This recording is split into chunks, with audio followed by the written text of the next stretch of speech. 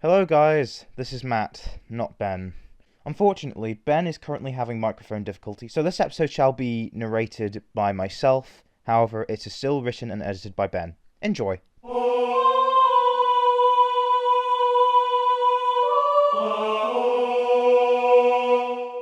If Doctor Who wasn't axed in 1989, what would have happened? Well, a lot of things would have happened, which you can find out in this video series. However, in the year 2001, a spin-off would have been launched called Leftover, which ran until its cancellation in the year 2005. But in the year 2010, a movie would have been released called Leftover: End of Days.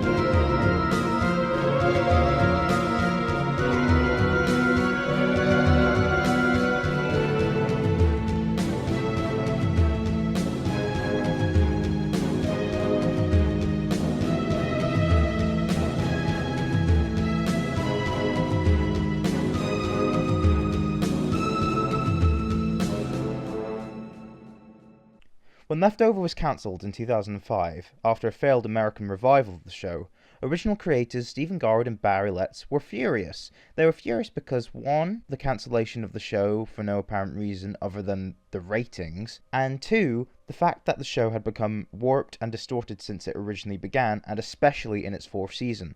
The two of them both had no involvement whatsoever in its final season. For years, they both pleaded for a revival of the show, but none came. This was especially cemented when the Return to Earth episode of Doctor Who aired, as well as the launch of both Rebel Zero and Panopticon, which made Leftover fall out of the minds of the general public. In early 2008, Garwood and Letts met with Doctor Who's producer Gary Russell and executive producer Ira Steven Behr to discuss the chance of reviving Leftover in some form, and they especially pushed for a movie. However, initially these proposals were rejected out of hand, but later that year they came into agreement to include Leftover in the season finale of Doctor Who that year, Mad World. Russell insisted that this was for the purposes of the story more than anything. For a while, that seemed to Garwood and Letts, that was it. However, in 2009, Barry Letts passed away, and his passing started a discussion with both the BBC and Paramount about making a Leftover film, especially with how Mad World had turned out. However, Mad World had not aired yet, so there was still some worry about the reaction to Leftover in it. The day after Mad World aired, Garwood met with Russell, Behr, and the BBC representatives and Paramount's representatives to discuss making a Leftover movie, and eventually it was decided they'd produce one as a last send-off to Leftover, and for it to be dedicated to the memory of Barry Letts. It was also decided that the film would be spearheaded by former Doctor Who script editor Russell T Davies, and it'd be directed by Brave New Town director Rachel Talalay. In late 2009, Julie Swahala, Elizabeth Sladen, Katie Manning, Caroline John, Bonnie Langford, and John Banks were signed on to reprise their respective roles, and in early 2010, Jacqueline Pearce was signed on to reprise her role as the Prime Minister, Angela Jensen.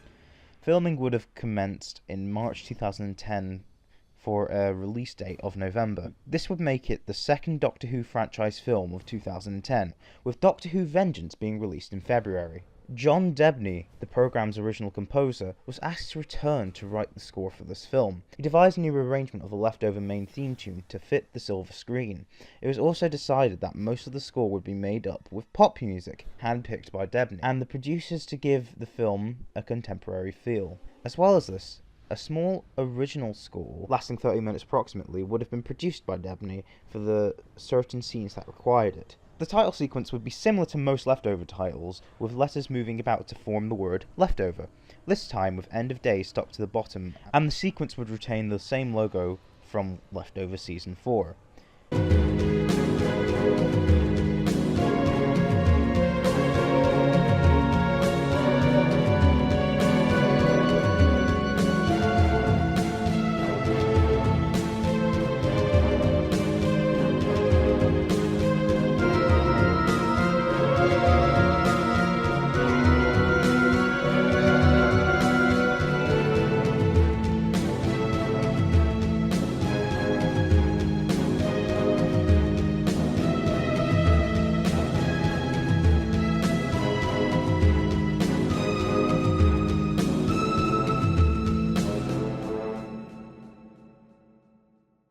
The film opens up with Katie, CGI'd to look like she did back in season 29, and in her transit costume, lying down a darkly lit alien spaceship. She stands up, and there's a 10-second burst of about 100 images of humanity throughout the ages. She's disorientated and confused. She struggles to stay standing up, but she calls out, "Hello? Is anyone there?" She then realizes, "But I died. I'm supposed to be dead." She continues stumbling through the corridor, and she finds lining the sides of it pods full of lots of people. They appear to be in suspended animation. She keeps on walking miles and miles down identical corridors.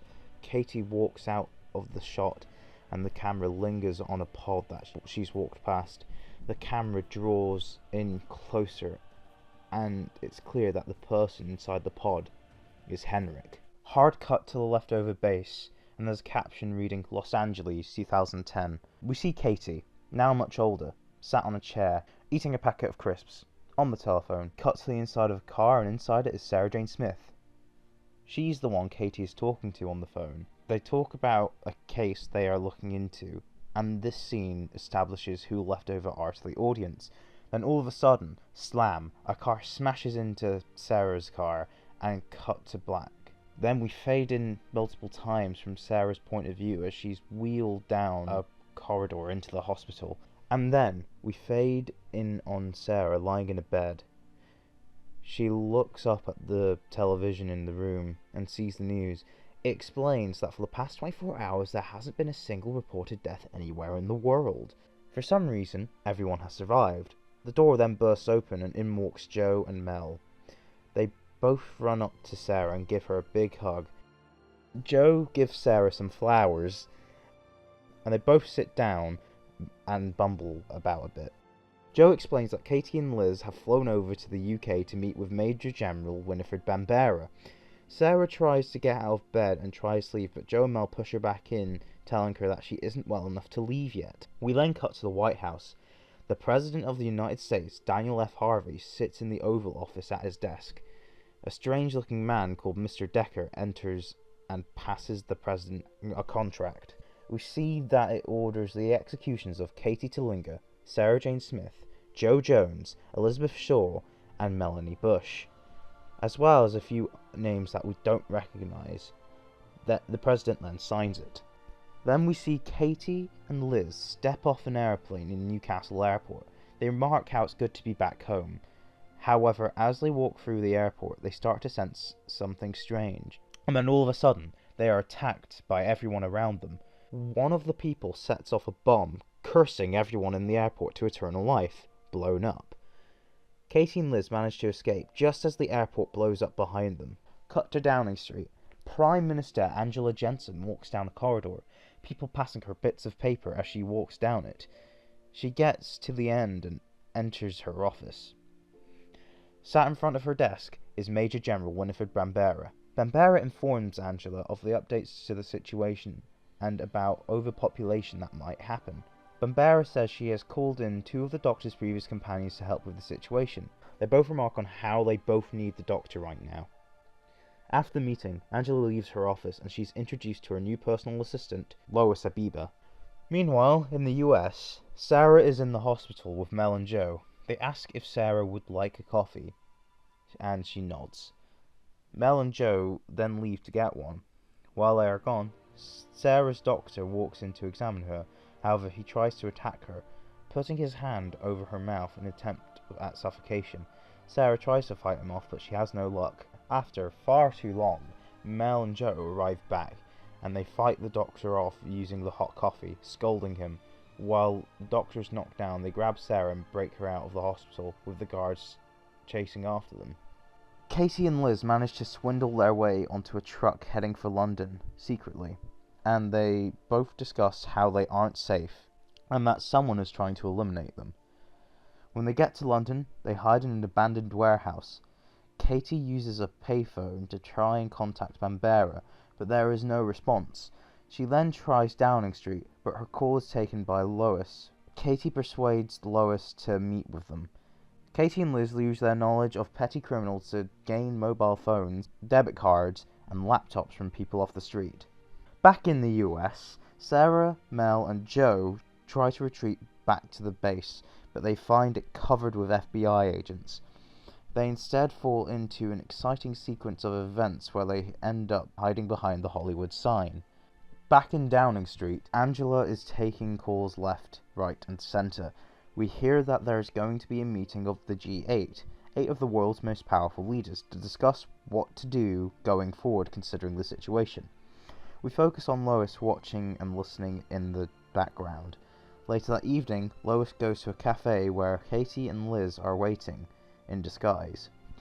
She sits down, and they start explaining everything. Lois agrees to help them get to Bambera and units safely and securely, using disguises and distractions.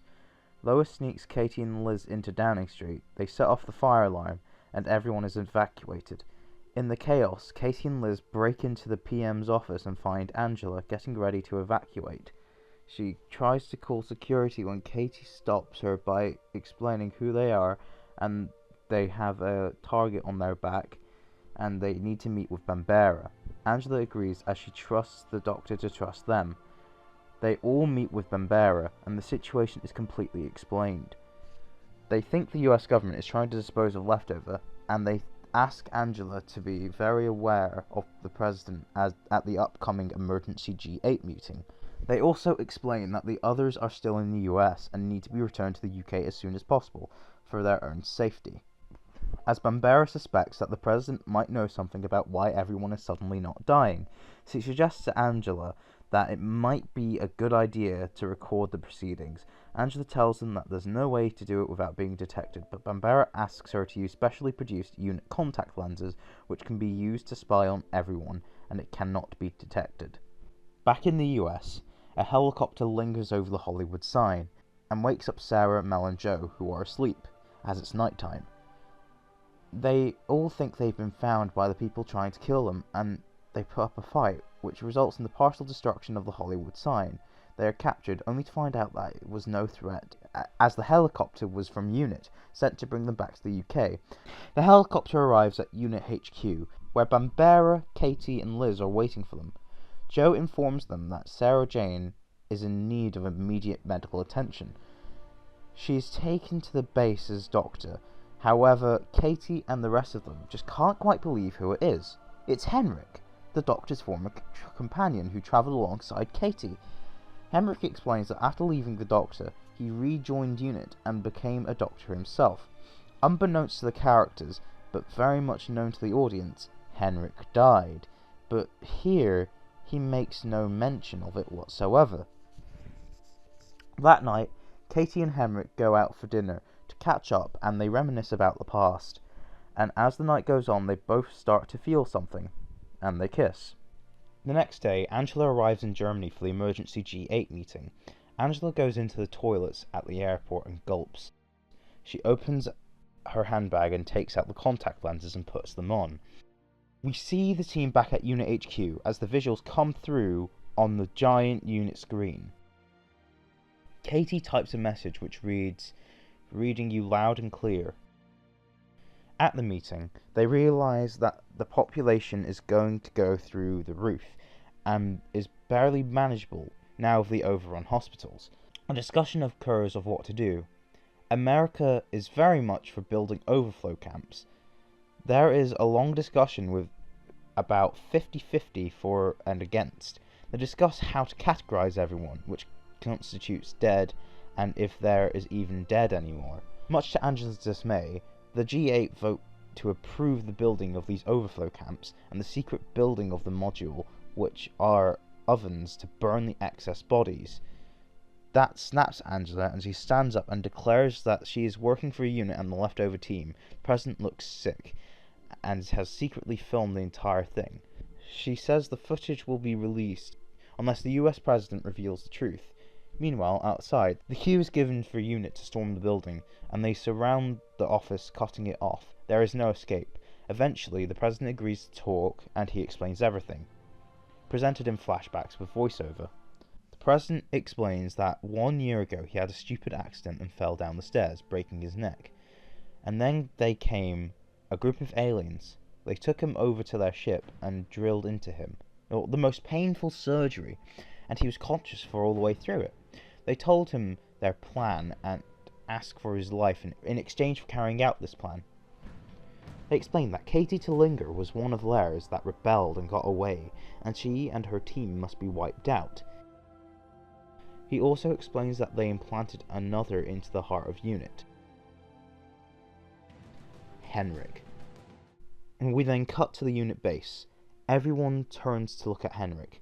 Henrik tries to run for it, but he is captured and taken to the interrogation room. He's interrogated, and he reveals that he in fact died and was turned into a Dalek mutant, but the Mitahai saved him and gave him a new body. In exchange, he was asked to just make sure that no one interfered with their plans. Back at the G8, the President of the United States is arrested and taken back to Unit HQ. The President puts Unit in contact with the Mitahai, reluctantly, by using his own body as a receiver. His eyes go black, and an unearthly voice bellows through his. Firstly, Katie asks nicely for death to be restored. However, of course, they refuse.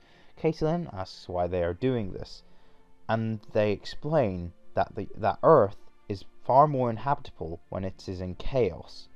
They also explain that they only came to Earth because of Katie, and that she led them there. This chills Katie to the core. Katie then sets work on trying to stop this herself, using the data units collected from the President as he acted as a receiver. They devise a way to extrapolate the Mitahai's frequency and use it to counter the morphic field to reverse the effects. They work out that Mitahai would be needed to use as a transmitter to do this. The President would be the natural choice. However, because he knows what they are going to do, he steals a gun and shoots himself in the head. There's only one option left: Katie. Katie realizes that she herself must be sacrificed to save the Earth. However, it is pointed out that they have Henrik locked away. Katie realizes she can't bring herself to give the order to execute Henrik after she admits her feelings for him, feelings she always had. However, Sarah Jane goes and gets Henrik and explains the situation to him. Henrik willingly decides to sacrifice himself as he feels guilty for what he's done and wants to set it right. He gives Katie a kiss and puts on the equipment, and he is used as a transmitter. He screams, everything shakes. We cut to the footage of people dropping dead all around the world. Hospital electrodiagrams flatline. People fall over in the street, etc. We cut back to the unit base, and everyone looks over at Henrik's dead body.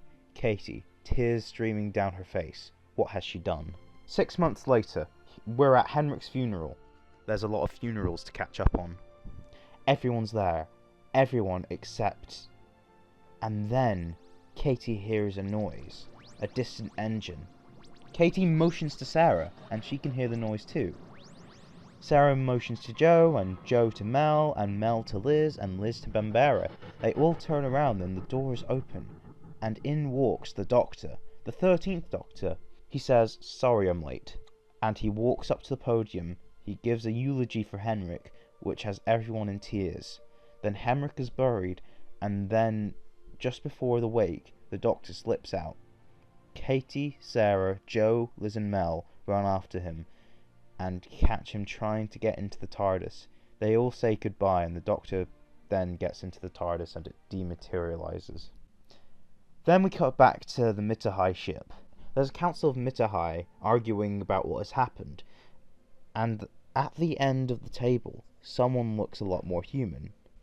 Ale, who has the same voice as who spoke through the president. It is clear that he isn't a Mitterhai. He states that his people are very disappointed about the fact that the Mitterhai failed, and now they will pay. The Mitterhai asks what he means, and Ale stands up, smiles, and takes out a weapon. He says, "Love from the Vex," and he kills each and every one of them, and then the credits roll. So there you have it, Leftover End of Days. The 13th Doctor's surprise cameo was during season 47, according to Robert Shearman. As the time of release, the latest story to air would have been the first game. Leftover End of Days would have made $84,752,907 at the box office, which was just about enough for the film to break even with a production budget of $80 million. However, it would have underperformed, and it made nothing compared to the $256,347,329 of Doctor Who Vengeance. Fans would have liked the film, but many felt it unnecessary. But it was a nice send-off for the Leftovers team, especially in the following years when Elizabeth Sladen and Caroline John passed away, and this film was both of theirs final professional acting performances. Special thanks must go to Soundsmith Productions, who arranged this version of the Leftover theme tune. So that's it. Next up is Panopticon Series 4, and after that it'll be Doctor Who Season 48. I hope you enjoyed this. Until the next time, goodbye.